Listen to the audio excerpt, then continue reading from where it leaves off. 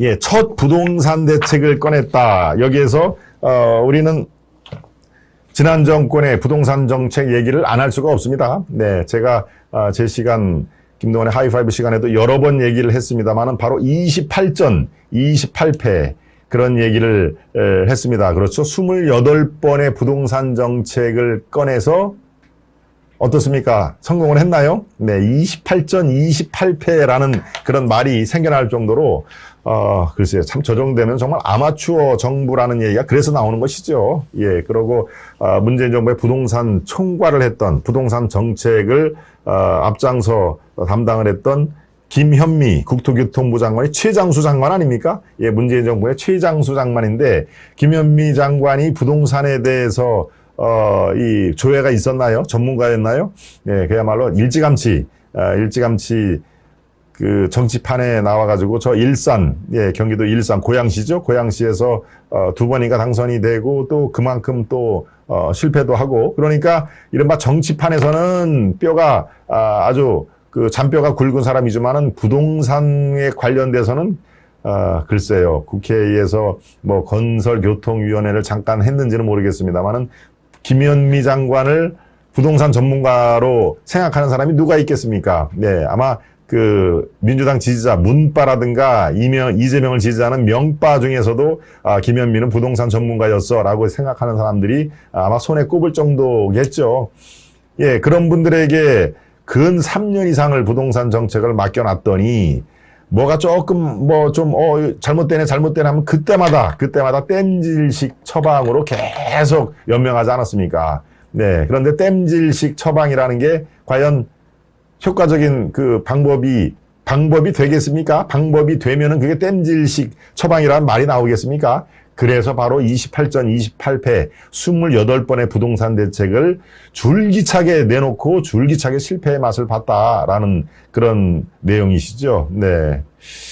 그래서 지금 윤석열 정부의 첫 부동산 대책이 그래서 우리가 주목을 하는 것이 예, 항상 뭐든지 첫 번째라는 게 굉장히 의미가 있지 않습니까?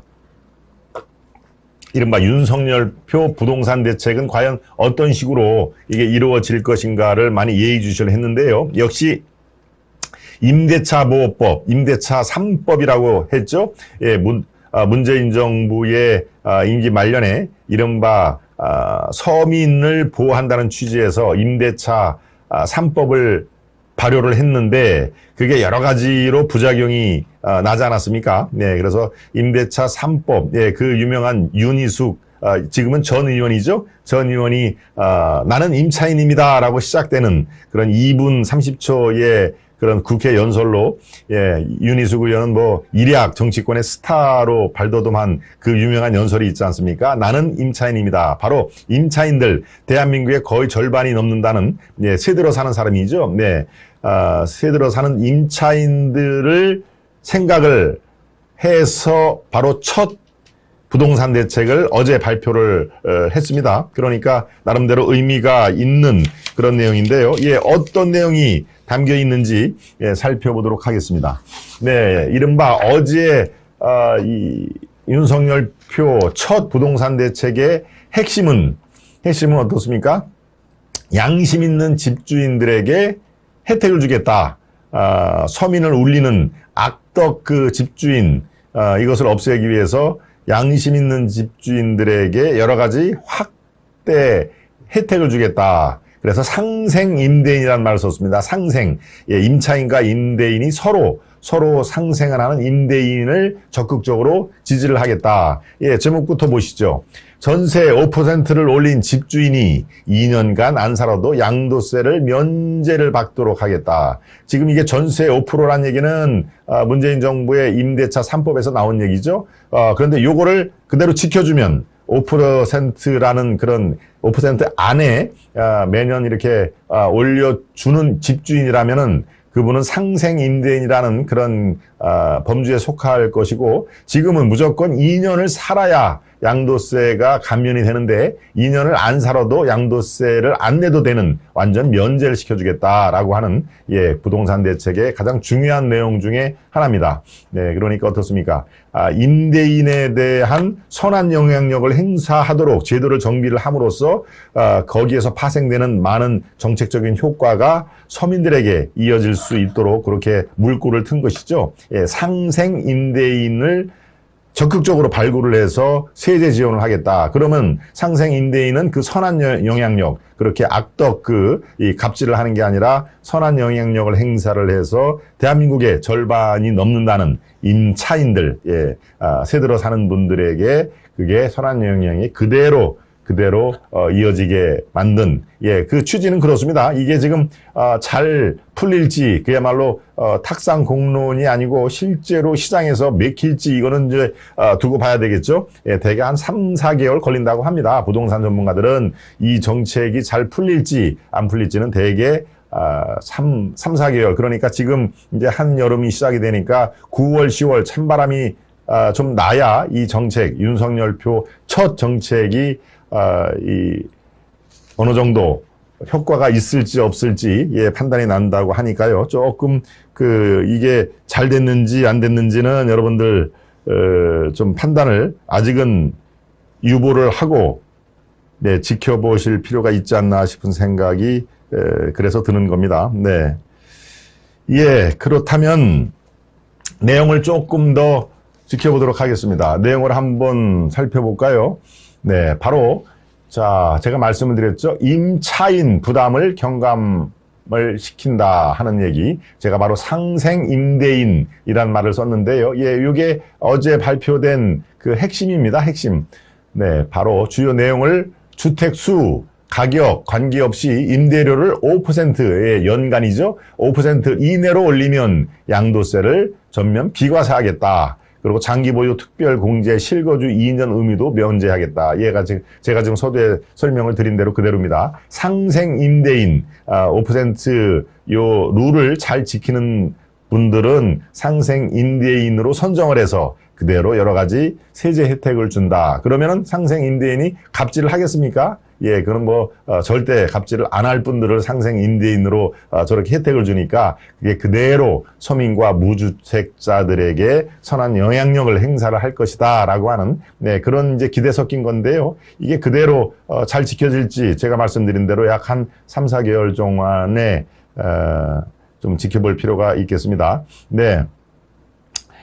지금 우려의 목소리도 지금 나오죠. 탁상 행정과 포퓰리즘의 결정판이 바로 부동산 정책입니다. 천일팀이 말씀을 해주셨고요. 네, 또 갑질을 안 합니다. 세입자도 서로 상생해야죠. 토미리스님.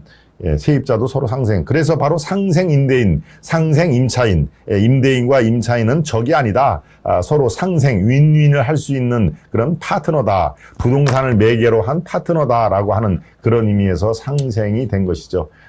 전세값 얘기로 여러분들을 얘기를 했습니다. 네, 그래서 또 한 가지 있습니다. 6억 이하 집을 상속받으면 평생 1주택 종부세를 낸다 하는 얘기가 굉장히 여러분들 아마 여기에 솔깃한 분들은 많을 것입니다. 그죠? 6억 이하의 집 상속을 받은 2주택자 평생 종부세를 1주택으로 한다. 저는 쭉 이걸 보고서 아마 요거에 대해서 관심 있는 분이 되게 많겠다라고 생각이 드는데요. 6억 이하 집은 그야말로 큰 호화주택이 아니죠. 우리가 늘상 이렇게 볼 수 있는 서민의 집, 이런 그 아파트라든가 빌라 이런 게 다 해당이 되겠습니다만은 또 지방에는 대개 다 아직도 공시지가로 6억 이하의 집이 꽤 있지 않습니까? 바로 이런 부동산을 상속을 받으면은 이제 집이 한 채 있다 하더라도 2주택자가 되니까 종부세 폭탄 맞는 거 아니냐라고 하는 그런 이 기후도 많이 있을 텐데 바로 그거를 딱 겨냥을 한 겁니다.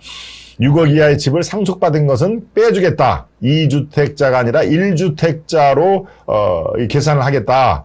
그래서 지금 저 작은 제목에 나옵니다만은 상속주택 공시가 6억이 초과될 때는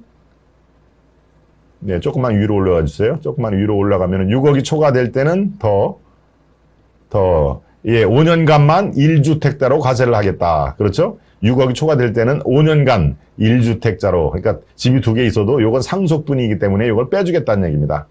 네, 그래서 은마 아파트 보유자가 6억 집을 물려받으면 올해 보유세가 무려 5,500만 원을 줄어들 그럴 상황이다. 중소도시 농어촌 3억 이하 한 채도 주택수 합산서 빼고 1주택 종부세를 납부하면 된다. 네, 이렇게 지금 여러 가지 어제 부동산 대책이 나왔습니다만은 꽤 여기 지금 구체적으로 수치도 돼 있고요. 예, 요거는 글쎄요. 네, 이색경제 시간에 다시 한번 또 심층적으로 다룰 필요가 있겠다 하는 생각이 듭니다. 네. 임대료도 한시 정지해 주기도 합니다. 임대료. 그렇죠. 예, 한시적으로 임대료를 스톱되는 거죠. 인상을 안 하고. 예, 지금 토미니스님이 그 말씀을 해 주셨고요. 종부세, 재산세 등 보유세는 폐지해야 됩니다. 예, 보유세를 폐지해야 된다는 주장은 뭐 꾸준하게 나오고 있습니다. 네. 세금은 수익이 난 경우 부과해야, 수익이 나지도 않는데 세금을 내리는 것처럼 아주 심각한 그런 경제적인 피해도 없죠. 네. 바로 수익이 있는 곳에 세금 낸다라는 게 아주 간단하고도 명료합니다. 그러니까 이게 보유만 하고 있다고 해가지고 보유세를 때리는 거는 세계적으로 유례가 몇 나라가 안 됩니다. 그러니까 팔 때 수익이 났을 때, 이 양도세를 내는 그런 가장 기초적인 거를 이제 실천해야 된다라고 하는 그런 말씀이시죠. 네. 그렇군요. 네. 예. 바로 윤석열의 첫 부동산 대책 꺼낸 배경, 그리고 이게 한 3, 4개월 뒤에 어떤 효과가 날지, 역시 좀 다르네. 문재인 정부와는 다르네. 아마추어가 아니네라는 얘기를 들을지, 아니면 정말 부동산 이 정책이 정말 힘들구나. 문윤석열 정부라고 해서 다를 게 별로 없네라고 하는 그런 상반된 평 중에서 어떤 걸 여러분들을 만족시킬지, 네, 그거를 살펴보도록 하겠습니다.